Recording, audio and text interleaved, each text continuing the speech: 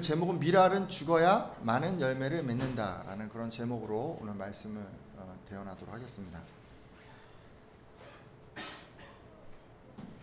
여러분이 기독교인입니다라고 이렇게 이제 주변 사람들한테 이야기를 하고 살아가시면요, 간혹 이런 질문을 받습니다. 기독교가 뭔가요? 이런 질문.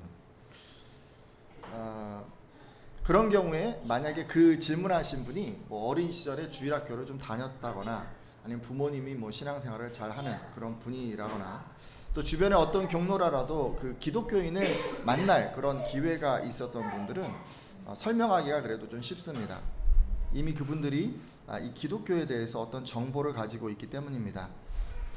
근데요, 여러분한테 이제 딱 물어보는 그분이 주변에 기독교인이 아무도 없는 거예요. 단 한 번도 교회 나가본 적도 없고, 조상 대대로 우리나라 이제 불교가 그 조상 대대로 믿는 분들 많으니까 조상 대대로 막 불교를 믿는 그런 집안의 사람이라면 이 기독교를 설명하는 게 참 쉽지가 않습니다. 여러분은 그런 분들 있잖아요. 그러니까 기독교에 대해서 아무것도 모르는 그런 분이 여러분에게 이제 기독교가 뭡니까?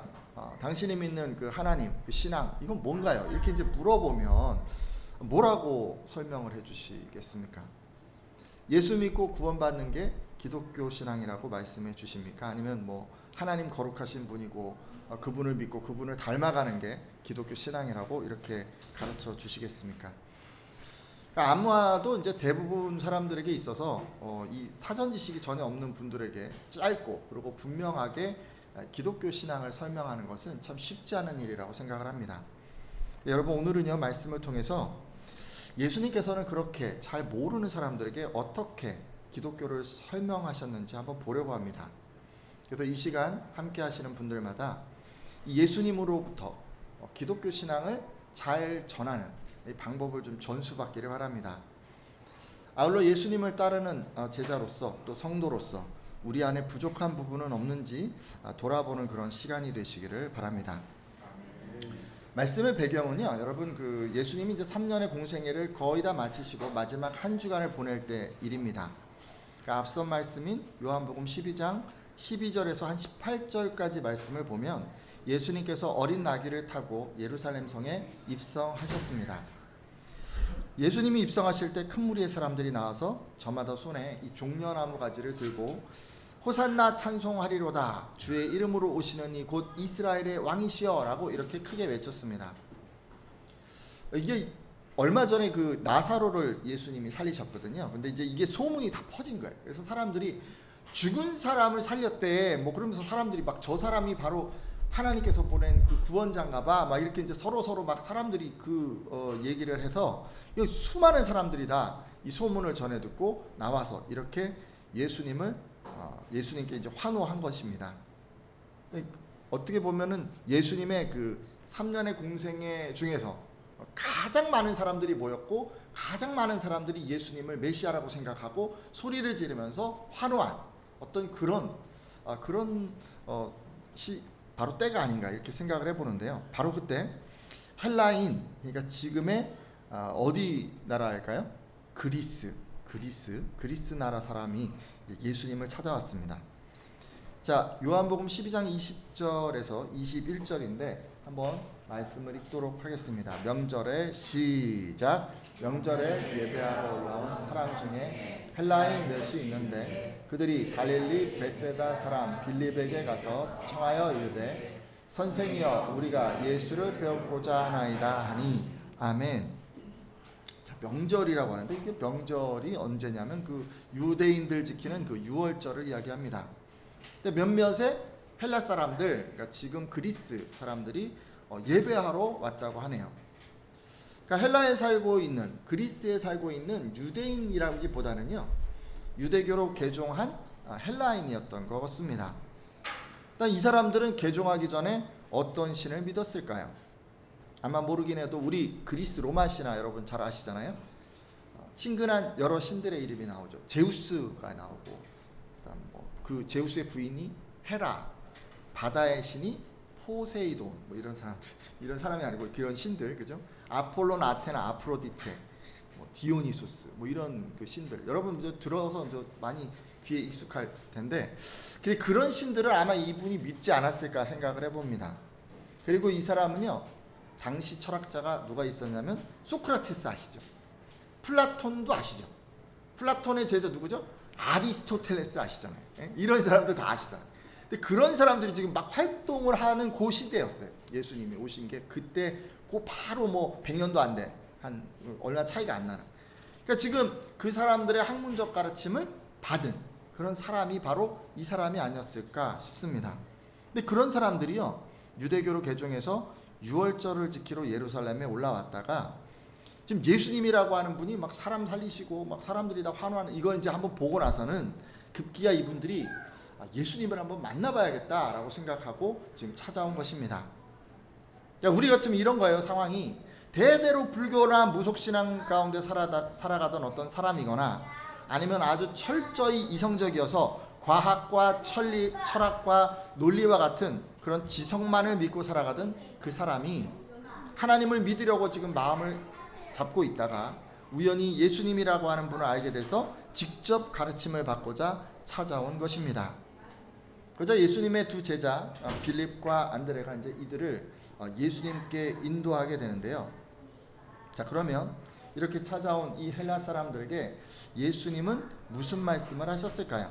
요한복음 12장 23절인데 여러분 한번 읽어주시겠어요? 예수께서 대답하여 이르시되, 시작. 예수께서 대답하여 이르시되 인자가 영광을 얻을 때가 왔도다. 아멘. 자, 헬라 사람들이 가르침을 받기 위해서 왔는데 예수님이 가장 처음에 꺼낸 말씀은 이 말씀이에요. 인자가 영광을 얻을 때가 왔도다 라고 그렇게 말씀을 하십니다. 이 말씀은 그런 거예요. 그러니까 이제 며칠이 있으면 유대인 종교자들에게 이제 잡히시게 되고 또 고난 받으시고 십자가에 달려 돌아가시게 될 것을 염두에 두고 지금 하신 말씀입니다. 근데 그 순간이 지금 무슨 순간이라고요? 영광의 때다. 영광의 순간이다. 이렇게 지금 말씀하고 계세요. 자, 우리 같으면 어떻습니까? 너무 힘들어서 피하고 싶은 순간, 어떻게 보면 도망치고 싶고 기억하고 싶지 않은 그런 순간일 수 있는데 예수님은 고난받는 그 순간을 어떤 순간이라 그래요? 영광의 순간, 영광의 때다 이렇게 말씀을 하셨어요. 그러니까 예수님은요, 하나님 말씀에 순종해서 심한 고난을 받고 십자가에 달려 죽는 바로 그 순간을 영광으로 생각하셨습니다. 이게 바로 헬라인들에게 주신 첫 번째 교훈이에요. 첫 번째 가르침이에요. 자, 오늘날을 사는 우리들도 마찬가지 아니겠습니까? 우리에게 영광은 무엇입니까? 말씀에 순종해서 또는 영혼을 살리기 위해서 우리가 죽는 게 아니겠습니까? 고난당하는 게 아니겠습니까? 여러분, 저는요 2014년 4월에 그 세월호 사건을 생각하면 지금도 마음이 좀 먹먹합니다. 이분들이 그 바로 우리들의 이웃이고 형제인데 300여 명의 300명이 넘는 그런 사람들이 사망하고 실종했기 때문입니다. 근데 저는요 이 세월호 사건을 떠올릴 때마다 꼭 기억했으면 하는 그런 사람들이 있습니다. 바로 그 세월호 의인이라고 불리는 그런 사람들이죠. 이분들은 다른 사람들의 목숨을 구하기 위해서 자신의 생명을 희생했습니다. 저는 저와 여러분이 그리고 우리 사회가 이런 의인들의 숭고한 희생을 잊지 말고 더욱 영광스럽게 여기기를 바랍니다. 왜냐면요 그게 바로 기독교의 가치이기 때문에 그래요. 그리고 여러분도 그런 가치관을 가지고 살아가셨으면 좋겠어요. 오늘 함께한 예배자들도 하나님 말씀에 순종해서 다른 이들을 살리기 위해서 희생하는 것을 가장 큰 영광으로 생각하시기를 바랍니다. 그리고 그것에서만 머무르시지 마시고 여러분의 자녀에게도 그것을 가르쳐 주시기 바랍니다. 더 많은 돈 벌고 더 높은 지위에 오르고 더 권력을 갖는 것이 내 영광이 아니라 내가 때로는 선교사가 되어서 이름 없이 핏도 없이 자신의 삶을 희생하는 것이 영광이고 앞서 소개한 분들처럼 다른 사람들을 살리기 위해서 자신의 삶을 희생하는 그런 의인이 되는 것이 바로 영광이라고 그렇게 여러분 자녀들에게도 가르쳐 주시기를 부탁드립니다. 근데요 이렇게 기독교에서 가장 가치 있게 또 영광스럽게 여기는 이것은요 타인을 위해 희생하는 것이라고 하는 것, 이것을 이제 가르쳐 주셨잖아요. 근데 이제 이게 어떤 식으로 실현되는지를 그 다음에 설명해 주십니다. 요한복음 12장 24절 말씀인데 여러분 한번 읽어주시겠어요? 잘 아시는 말씀이죠? 내가 진실로 진실로 시작. 내가 진실로 진실로 너희에게 이르노니 한 알의 밀이 땅에 떨어져 죽지 아니하면 한 알 그대로 있고 죽으면 많은 열매를 맺느니라. 아멘. 자, 예수님은요 지금 이 가르침이 중요하다고 하는 것을 강조하기 위해서 뭔 얘기를 두 번 했어요? 진실로 진실로. 그러니까 이제 이렇게 얘기한 거예요. 저 같으면 오늘 이게 중요한 부분이니까 꼭 귀담아 듣도록 하세요라고 이제 얘기를 저 같으면 하든가, 아니면 여러분 학원 다니는 학생들, 뭐 학교 다니는 학생들 같으면 선생님이 이렇게 얘기한 거예요. 시험에 꼭 나오는 중요한 거니까 지금 요 부분에 밑줄을 쫙 그세요라고 그렇게 얘기한 거하고 똑같은 거예요. 근데 그 말씀이 요 바로 한 알의 밀이 땅에 떨어져 요 말씀이에요. 여러분도 이제 귀를 잘 기울이시고 한번 들어보십시오. 일단 지금 이 말씀은 1차적으로는 예수님 본인 자신의 삶을 설명하고 있습니다. 그러니까 한 알의 밀알은요, 그러니까 예수님 자신을 말씀하고 있는 거예요. 그러니까 하지만 그것으로 끝나는 게 아니라 예수님을 따르는 모든 성도, 저와 여러분을 의미하기도 합니다. 왜냐면요, 여러분 26절과 25절을 지금 읽지는 않지만 여러분 보시면요, 이렇게 얘기가 되어 있어요. 사람이 나를 섬기려면 나를 따르라 라고 하심을 통해서 성도들은 자신이 보여준 삶의 본을 쫓아와야 한다라고 말씀하고 계시고, 또 25절을 보면 자기 생명을 사랑하는 자는 잃어버릴 것이요 이 세상에서 자기의 생명을 미워하는 자는 영생하도록 보존하리라 라고 하심을 통해서 지금 성도들도 예수님이 그러신 것처럼 목숨을 내어놓기까지 희생해야 한다는 것을 교훈하고 계시기 때문입니다. 따라서 방금 읽은 이 24절 말씀 있잖아요. 요거는 그러니까 예수님을 따르는 성도, 저와 여러분 같은 성도들이 받는 그런 의미로 지금 전해보고자 합니다. 자, 이런 관점으로 24절을 다시 보면 예수님이 지금 한 알의 밀을요, 성도, 한 사람의 성도를 한 알의 밀알로 지금 비유하고 계십니다. 자, 그러면 예수님은 왜 밀로 비유하셨을까요? 밀알에는 생명이 있기 때문에, 그래서 밀로 지금 비유하신 거예요. 어떤 밀알은 생명이 있고 어떤 밀알은 생명이 없고 뭐 이런 거 아니잖아요. 모든 밀알에는 동일하게 생명이 담겨 있습니다. 때로 여러분 성도님들 중에 이런 생각 가진 분들이 있어요. 난 남들만큼 가진 게 없어. 나는 남들만큼 성경 지식이 없어. 나는 이제 좀 나이가 들었어. 뭐라고 이렇게 막 자기 어떤 조건을 막 보면서 영적 생명이 내 안에 크게 있다, 적게 있다 이렇게 생각하는 분들이 계십니다. 때로 어떤 분들은 목사님이나 뭐 장로님, 권사님 이렇게 신앙생활 오래 하신 그런 분들, 잘하는 분들, 이런 분들 보면서 그분들은 하나님이 주신 생명이 강하고 자신은 교회 나온 지 얼마 안 됐으니까 영적인 생명이 적거나 또는 없을 거야 라고 생각하는 분도 계십니다. 근데 이런 생각은 잘못된 거예요, 여러분. 잘못된 거예요. 예수님은요, 나이가 적든 많든 배운 게 있든 없든 가진 게 있든 없든 뭐 이런 거 상관없어요. 예수 믿는 사람이라면 누구든지 동일하게 그분의 생명을 주셨습니다. 믿으십니까? 자, 그 다음으로 예수님은요, 이 밀알이 땅에 떨어져야 한다라고 말씀하셨습니다. 저는요, 이 땅에 떨어져를 딱 보니까 그 농부들이 이제 씨를 뿌리잖아요, 그죠? 그러니까 밀알 입장에서 보면은 수동적으로 누군가에 의해서 그냥 자기는 뭐 별로 생각이 없는데 그냥 농부가 뿌리니까 그냥 떨어져서 그냥 이렇게 뿌려진 게 아닌가, 이렇게 이제 떨어진 게 아닌가 이렇게 생각을 했습니다. 근데 원문을 보니까 그렇게 안 돼 있어요. 원문에는 어떻게 되어 있냐면 밀알 스스로 자기가 떨어졌다 이렇게 이제 표현이 되어 있어요. 자, 그러면요, 여러분 밀알이 스스로 떨어져야 하는 땅은 어떤 곳입니까? 일단 땅을 생각을 해보면 자라나기에 충분한 영양분이 있어야 할 것이고 수분이 충분해야 할 테니까, 그리고 싹을 틔우면 뿌리 내리고 든든히 설 수 있게 지탱해 주어야 하는 그런 곳이니까, 이렇게 생각을 해보면요, 밀알인 이 성도에게 있어서 이 땅은 교회가 아닌가라고 생각할 수도 있습니다. 하지만 예수님이 그런 의미로 말씀하신 것 같지는 않습니다. 왜냐면요, 여러분 한 알의 밀알이 우리도 한 알의 밀알이지만 예수님이 한 알의 밀알이잖아요. 근데 그분이 이 땅에 오셨어요. 근데 그 땅이 그런 역할을 해줬나요? 아니에요. 돌아보면 예수님께서는 죄가 가득한 땅에 오셨고 그분을 거부하는 땅에 오셨습니다. 자, 그러면요, 이 땅의 의미가 분명하지 않습니까? 우리 성도에게 땅은 교회라기보다는 지금 이 세상이에요. 우리를 거절하고 복음을 부인하는 그런 세상을 지금 의미하는 거예요. 그러니까 선교사님들에게 땅은 어딜까요? 자신이 사랑하고 복음을 전하고 섬겨야 하는 그런 나라일 수도 있고 민족일 수도 있을 거예요. 성도인 여러분에게 땅은 어딘가요? 여러분이 속한 가정, 또 직장과 같은 공동체겠죠. 특별히 그곳에 죄가 가득하고 또 구원이 필요하고 하나님 말씀이 필요하다면 그런 곳이 이 땅일 수가 있습니다. 근데 지금 바로 그런 곳으로 여러분 스스로 가야 한다고 말씀하고 계십니다. 그것이 바로 미랄이 땅에 떨어진다는 말씀에 담긴 의미입니다.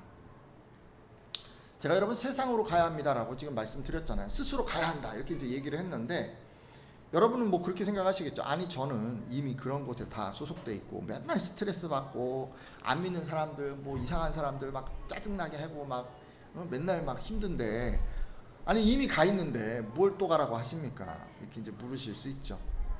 여기서 여러분 미랄이 땅에 떨어진다. 그러니까 성도가 세상으로 가야 한다라고 하는 것은요. 여러분 몸이 단순히 거기 있어야 한다는 것만 의미하는 게 아니에요. 그곳에 미랄로 있어야 한다는 거예요. 미랄로 땅에 가야 된다고. 여러분 하나님을 믿는 사람으로서 세상에 여러분이 있어야 한다는 얘기예요. 만약에 여러분 직장에 계세요, 가정에 계세요, 또 예수 믿지 않는 분과 함께 있어요. 근데 자신이 예수님을 믿는 사람임을 숨기고 있다거나 그곳에서 신앙인으로서 신실한 삶을 살고 있지 않다거나 주변 사람들을 또 불쌍히 여기고 기도도 안 하고 있고 아직 예수님을 모르는 그들에게 복음을 전혀 제시하려고 하지 않고 있다면 여러분의 몸은 그곳에 있을지 몰라도 아직 그곳에 스스로 떨어진 것은 아니라고 할 수 있습니다. 미랄이 스스로 땅에 떨어지는 건요, 여러분이 신앙인으로서 여러분이 속한 그 공동체에서 살아가는 것을 의미합니다. 다시 말하자면 공동체에 있는 모든 사람들이 여러분이 예수님을 믿는 사람이라고 하는 것을 다 인정하도록 그렇게 구별되게 살아가는 것을 의미하는 것입니다. 오늘 함께한 예배자들은 다 이렇게 하늘의 미랄이 되어서 스스로 땅에 떨어지기를 부탁드립니다. 그리고 이렇게 세상 속에 스스로 떨어진 미랄, 여러분 우리가 예수 믿는 사람으로서 세상에 이렇게 딱 들어갔잖아요. 그죠? 어딘가 안 믿는 사람들이랑 같이 이렇게 딱 살아가기 시작했잖아요. 그런 다음에 우리는 뭐 해야 돼요? 죽어야 돼요. 네, 썩어야 한다고 표현할 수도 있지만 죽어야 한다고 합니다. 그래야지 많은 열매를 맺을 수가 있대요. 죽지 않으면 어떻게 된대요? 그냥 그대로 있대요. 그죠? 아무 열매가 없대요. 근데 죽으면 많은 열매를 맺는데요. 여러분 실제로 이런 삶을 산 분이 예수님이라고 제가 말씀드렸잖아요. 예수님은 하나님의 아들이셨지만 하늘의 미랄이 되어서 하늘 보좌를 떠나서 이 땅에 내려오셨습니다. 그리고 하나님의 뜻에 따라서 자기 목숨을 희생해 주셨죠. 예수님께서 직접 이 하늘의 미랄로 죽어주신 것입니다. 그래서 그를 믿는 사람들이 영원한 생명을 얻을 수 있게 되었습니다. 이 말씀 그대로 많은 열매를 맺으신 거예요. 예수님께서는 몸소 하늘의 미랄이 돼서 스스로 땅에 떨어지셨고 스스로 죽어주셨고 그래서 많은 열매를 맺는 본이 되어 주셨습니다. 자, 이것으로 보아서 여러분 미랄이 죽는 것은 무엇을 의미할까요? 예수님이 그러신 것처럼 자기 목숨을 버리기까지 희생하는 것 아니겠습니까? 그것이 미랄이 스스로 죽는 것에 담긴 의미입니다. 제가 지금까지요 헬라인들에게 그 예수님께서 가르쳐 주신 그 비유를 좀 살펴보았는데 이 말씀으로 보아서 예수님이 지금 설명하고자 하는 기독교의 핵심은 이것입니다. 일단요 예수님이 하늘의 미랄이 돼서 땅에 떨어지셨다는 거예요. 그리고 땅에서 스스로 죽으심으로 많은 열매를 맺게 됐다는 거예요. 그리고 그것으로 끝나는 것이 아니라 예수님처럼 그분을 믿고 따르는 성도들도 이런 삶을 살아가야 한다는 것입니다. 예수님을 믿고 따르는 성도는 세상 속에 스스로 나아가야 하고 그곳에서 하나님의 말씀에 순종해서 죽기까지 희생해야 한다는 것입니다. 그러면 하나님께서는 그로 인해서 많은 사람들이 구원을 얻게 역사하십니다. 요 내용이 바로 예수님께서 헬라 사람들에게 가르치려고 했던 기독교의 진리입니다. 오늘 함께한 예배자들도 혹시 여러분 주변에 아직 예수님을 모르는 분들 계시다면 그분들에게 이제 소개해야 할 때가 있잖아요. 그러면 뭐 이렇게 뭐 다른 얘기 있지만 예수님이 직접 이렇게 이제 얘기하신 거니까 요걸 좀 사용하셔서 전해 주셔도 좋으리라 생각합니다. 자, 이제 쭉 이제 예수님이 그 헬라인들에게 어떻게 복음을 설명하셨는지 제가 이제 말씀을 드렸는데, 여기서 보면 이제 미랄이 죽는 것 이렇게 얘기하잖아요. 제가 그걸 죽기까지 희생하는 것이라고 말씀드렸어요. 근데 이제부터는 우리가 이것을 어떻게 실천할 수 있을까를 좀 생각해 봄으로 이 설교를 좀 마무리해 보고자 합니다. 우리는 어떻게 스스로를 죽여가야 할까요? 세상 가운데 예수님을 모르는 사람들하고 있으면서 그 안에서 우리를 스스로 죽여가야 할까요? 일단 여러분, 우리는 자기 안에 있는 죄부터 죽여야 돼요. 죄부터. 뭐부터 죽여야 한다고요? 우리 안에 있는 죄부터. 예수님을 믿기 전에 하나님을 모르던 그때 우리들은 세상 죄 가운데서 살았습니다. 하지만 예수님을 믿고 하나님의 자녀가 된 후로는 우리들은 죄와 사망의 권세에서 자유하게 되었고 또 죄를 미워하게 됐습니다. 그리고 구원받은 후로는 부지불식간에 자신의 삶 속에 들어와 구속하고 있는 이 죄를 죽이기 위해서 몸부림치기 시작했습니다. 근데 이제 이렇게 생각하는 분들도 계시죠. 어떤 분들은 이렇게 생각하세요. 한번 예수님을 믿어서 이제 용서를 받잖아요. 그러면 그 사람은 평생 지은 죄에 대한 용서를 받은 것이기 때문에 그 후로는 어떤 죄를 지어도 더 이상 용서받을 필요가 없고 죄를 지어도 천국에 이를 수 있다고 생각하는 그런 분들 계십니다. 구원파 이단들이 이런 믿음을 갖고 있죠. 하지만 그것은 사실이 아닙니다. 바울 사도조차도 내 속사람으로는 하나님의 법을 즐거워하되 내 지체 속에서 한 다른 법이 내 마음의 법과 싸워 내 지체 속에 있는 죄의 법으로 나를 사로잡는 것을 보는도다 라고 이렇게 고백하면서 바울 자신이 마음으로는 하나님의 법을, 육신으로는 죄의 법을 섬기고 있다고 고백했습니다. 그러니까 예수님을 믿고 하나님의 자녀가 된 사람이라고 할지라도 이 땅에 사는 그 동안은 계속해서 죄의 유혹에서 자유로울 수 없다는 것입니다. 그러면서 바울은요, 우리를 유혹하고 우리 안에 들어와 있는 그 죄를 죽이기 위해서 도움을 받으라고 합니다. 로마서 8장 13절 14절 말씀인데요. 제가 읽도록 하겠습니다. 너희가 육신대로 살면 반드시 죽을 것이로되 영으로서 몸의 행실을 죽이면 살리니 무릇 하나님의 영으로 인도함을 받는 사람은 곧 하나님의 아들이라. 아멘. 자, 바울 사도 뭐라 그럽니까? 육신대로 살면, 그러니까 육신에 이끌려서 죄를 따라 살아가면 어떻게 된다고요? 죽을 거라고 이야기합니다. 그러니까 구원을 받지 못하고 심판에 이르게 된다는 것을 이런 식으로 표현을 하셨어요. 네, 하지만 그렇게 되지 않는 어떤 방법이 있는데 뭐죠? 영으로 몸의 행실을 죽이는 거예요. 여러분이 성령 곧 하나님의 영으로 충만한 가운데 그분의 인도함에 순종하여 살아가면 여러분 몸의 행실을 죽일 수 있다고 합니다. 그러니까 몸의 행실 다른 게 아니에요. 여러분 안에 들어와 있는 그 죄를 죽일 수 있다고 그렇게 지금 설명하고 있는 것입니다. 따라서 오늘 함께한 분들은 늘 성령에 충만하시기를 예수님의 이름으로 부탁드립니다. 그래서 여러분 우리 안에요 육신을 따라가는 죄의 모습이 있어요. 그런 모습이 있을 수 있어요. 근데 그런 모습들이 이제는 여러분 성령의 능력으로 다 죽어지시기를 예수님의 이름으로 부탁드립니다. 자, 그리고요 죄를 죽이는 게 가장 중요하고요. 그 다음에 여러분 다른 사람들을 좀 생각하다 보면 우리 안에 이 모난 성품도 죽여야 해요. 심리학적으로 모난 성품은 과거에 마음의 상처로 인해 났다는 것이 일반적인 견해입니다. 하지만 하나님께서는요 우리에게 뭐라고 말씀하시냐면 우리 안에 욕심으로 인해서 우리가 욕심을 갖고 있기 때문에 우리가 이 모난 성품이 생겨난다고 그렇게 말씀해 주셨습니다. 잠시 베드로후서 1장 4절 말씀 보도록 할 텐데요. 제가 읽겠습니다. 베드로후서 1장 4절입니다. 이로써 그 보배롭고 지극히 큰 약속을 우리에게 주사 이 약속으로 말미암아 너희가 정욕 때문에 세상에서 썩어질 것을 피하여 신성한 성품에 참여하는 자가 되게 하려 하셨느니라. 아멘. 신성한 성품이 있대요. 그죠?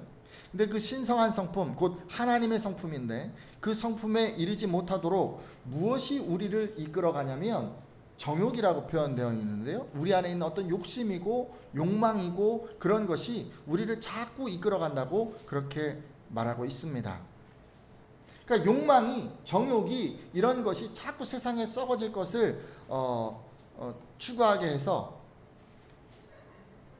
그래서 우리 안에 모난 성품이 생기도록 그렇게 만든다는 그런 말씀이에요. 여러분, 우리 안에 있는 욕망, 욕심 이런 거 어떻습니까? 끝이 없어요. 여러분, 만족함이 없어요. 또 그 욕심은요, 그런 욕망은요, 절제할 줄 모르고 넉넉함과 여유가 없어요.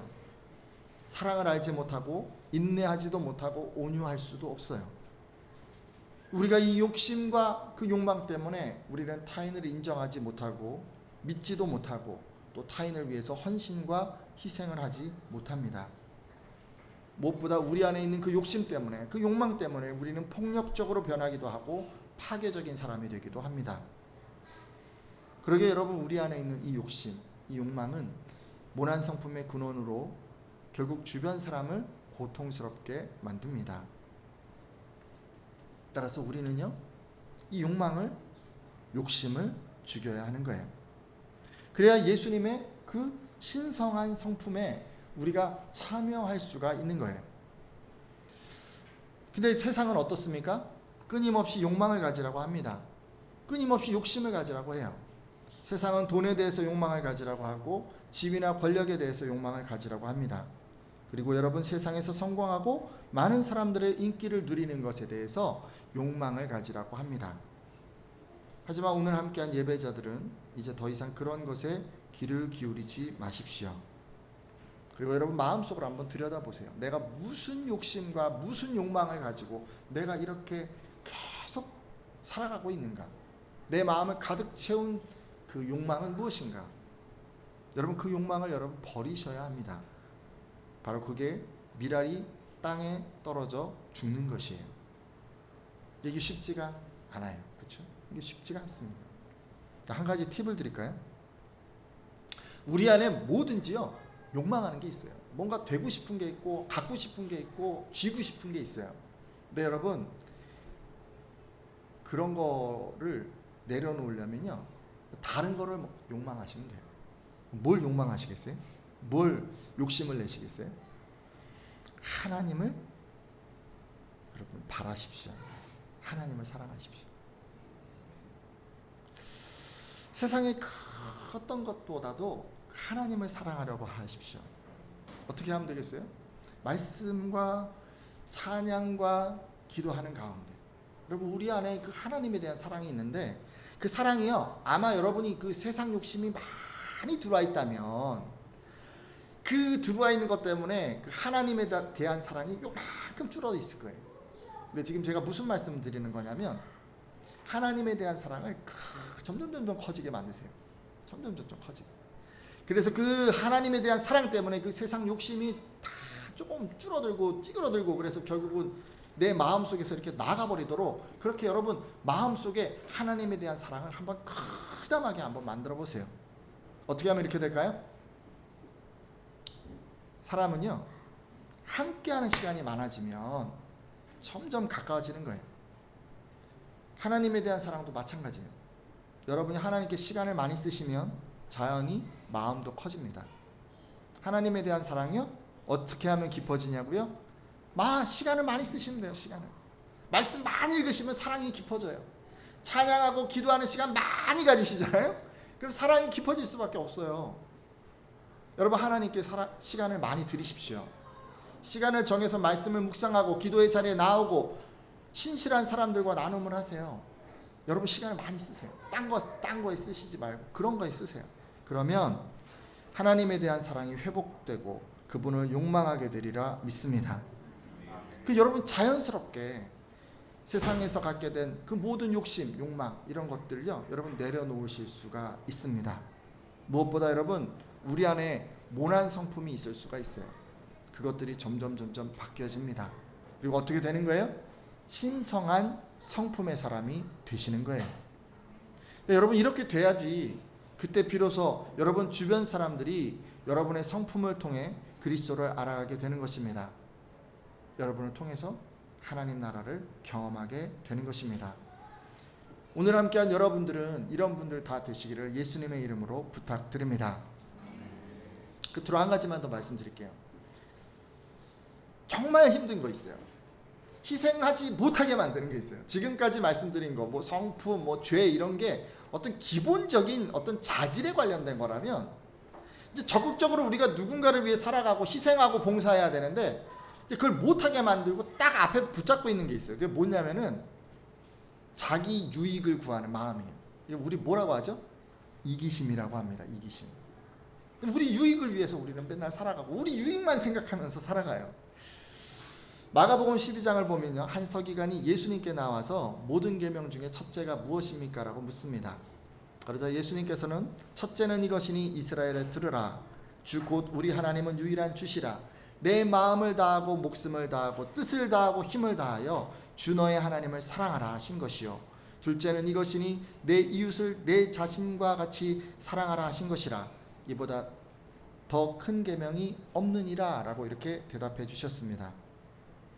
그러니까 예수님 믿고 따르는 사람은요, 뭐 해야 되는 거냐면 하나님 사랑하고 이웃을 사랑하고 뭐 이렇게 살아야 한다는 거예요. 근데 이게 쉽지가 않죠. 왜 쉽지가 않습니까? 누군가 사랑하는 거는 섬기는 건데 희생해야 하기 때문에. 희생해야 하는데 말로 사랑한다고 하기 참 쉽잖아요. 그죠? 하나님 사랑합니다. 그리고 뭐 옆에 있는 사람들 아우 사랑해 뭐 얘기하면 좋아요. 그죠? 할 수 있어요. 여러분도 옆에 있는 분들한테 엄마 사랑해, 아빠 사랑해, 뭐 얘야 사랑해 다 하기 쉬워요. 근데 여러분 희생이 없으면요, 그거는 그냥 소리로 끝나는 거예요. 소리로. 부모님 한번 생각해 보세요. 사랑한다 말씀을 하시는데 여러분 부모님 생각해 보세요. 얼마나 많은 희생을 하셨어요. 그래서 여러분 그 사랑이 진짜 사랑이라는 거를 알게 되는 거 아니겠습니까? 근데 아무것도 희생 안 하는 분이 계시다면 우리는 사랑을 잘 못 느끼게 될 거예요. 근데 자신을 희생하기 위해서 우리는 반드시 마음에 담고 있는 이 이기심을 죽여야 합니다. 우리는 기본적으로 자기 유익을 생각해요. 자기밖에 몰라요. 근데 여러분 우리가 다른 사람을 위하는 마음을 가져야만 합니다.